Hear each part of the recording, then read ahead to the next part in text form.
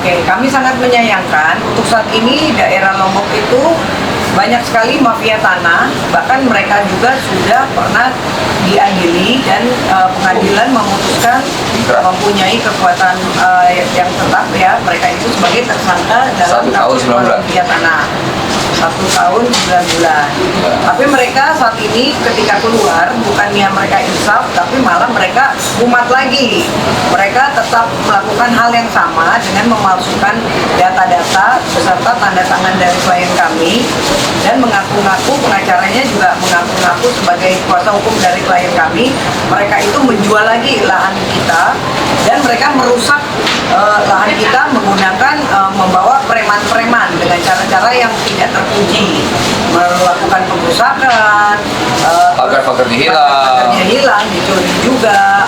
Bahkan pengacaranya tersebut yang bernama Nino ikut menyuruh, ikut memerintahkan preman tersebut untuk melakukan pembongkaran lahan kami juga. Jadi ini menyusahkan kita semua. Iya, investor agak kecewa. Iya, dan para investor dari asing bahkan dari investor lokal juga mereka juga yang sudah berencana membangun hotel. Iya. Ini ditunda dulu jadi sampai begitu. Itulah kerugian yang fatal gitu. Ya, karena kan lahan ini kan luas sekali.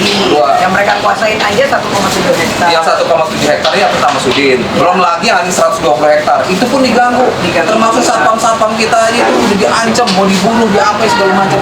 Nah, tapi kita laporin ke Polres Lombok Tengah, luar biasa, langsung ditindak dengan tegas. Bahkan juga ada beberapa investor yang mereka tipu juga ya, karena mereka juga udah menjual lahan kita kan. Ya, untuk jalan. Untuk jalan. Jadi memang kasusnya ini sudah beberapa dan berulang gitu kan. Makanya kami saat ini menindaklanjuti untuk bicara tegas bahwa mafia tanah di Lombok ini harus segera diberantas. Ya, yang pertama perlu kita tegaskan satu bahwa kami sebagai kuasa hukum dari klien kami bernama Pak Sudin Perencana Ekonomi, beliau adalah seorang investor yang akan bekerja sama dengan investor luar, itu baik dari Jepang maupun dari Singapura. Berarti grup mereka ini sebagai investor besar, tentu harus ada kepastian hukum di dalam mereka menanamkan investasinya, khususnya di Provinsi Nusa Tenggara Barat. Jadi tadi sudah disampaikan ada beberapa problem-problem yang dialami oleh klien kami, Pak Sudin ini, di dalam rencana investasinya, terutama gangguan-gangguan dari kelompok orang yang kita duga adalah sebagai praktek premanisme. Tentu ini akan mengganggu iklim investasi yang akan dilaksanakan. Tidak hanya mengganggu bahwa mereka ini sudah berpikir ulang, ada keraguan untuk menanamkan investasi besar-besaran di Nusa Tenggara Barat. Nah, kita sebagai kuasa hukum tentu mengkomunikasikan kepada stakeholder, terutama kepada pemerintah daerah, agar memberikan kepastian hukum dan kenyamanan berinvestasi di Nusa Tenggara Barat. Rekan kita Pak Andrea pun sudah menyampaikan bahwa sudah bertemu sama stakeholder atau para pemangku kebijakan di Nusa Tenggara Barat. Pertama sudah berkomunikasi dan bertemu kepada Gubernur NTB, Bupati dalam rangka untuk mensinkronkan agar investasi di NTB ini menjadi sehat, yang tentu akan meningkatkan juga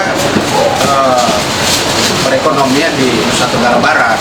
Maka kami berharap kepada aparat penegak hukum, khususnya Polri di NTB, untuk segera menertibkan dan menindak tegas perilaku-perilaku premanisme yang juga tidak hanya premanisme untuk apa yang bisa kita katakan mengandalkan otot, tapi premanisme yang juga intelektual juga masuk di dalam kelompok ini. yaitu sebagai seorang pengacara yang mestinya mencegah perbuatan-perbuatan yang melanggar hukum. Malah beliau sebagai pengacara yang berinisial MD ini memerintahkan dan menyuruh sekelompok orang untuk membongkar pagar milik klien kami di atas tanah seluas 1,7 hektar. Jadi sekali lagi kami mohon kepada pihak kepolisian, karena proses hukum sudah berjalan, kita sudah membuat laporan atas pengerusakan dan pengakuan atau penyerobotan tanah. Tentu kami berharap agar proses ini diproses secara transparan, cepat, yang bisa menimbulkan kepercayaan kepada investor begitu. Kalau ada kepastian hukum dan tindakan-tindakan yang cepat.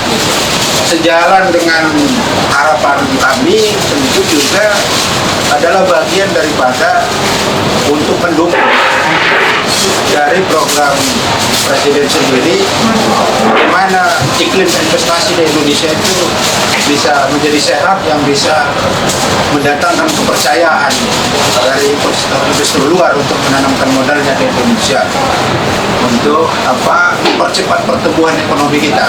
Apalagi Kapolda NTB Irjen Pol Adi Gunawan telah mendapat penghargaan dari Menteri ATR BPN, penghargaan Pitmas.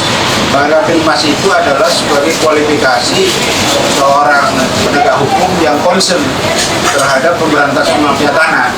Nah, tentu predikat beliau yang sudah mendapat penghargaan tersebut agar tetap mendapat kepercayaan dari masyarakat, maka kami mohon segera ditindak dengan tegas para premanisme yang ada di Lombok Barat ini. Begitu barangkali harapan dari kami sebagai kuasa hukum untuk juga membantu iklim investasi yang sehat ini.